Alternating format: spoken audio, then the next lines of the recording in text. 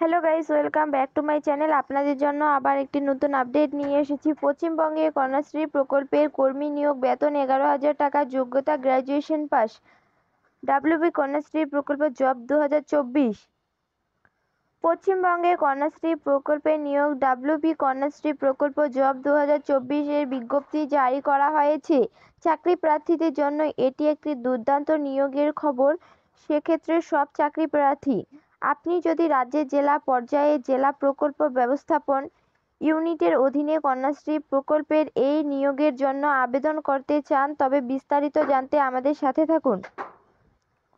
পদের নাম কন্যাশ্রী প্রকল্পের এই নিয়োগের মধ্য দিয়ে ডেটা ম্যানেজার পদে কর্মী নিয়োগ করা হবে।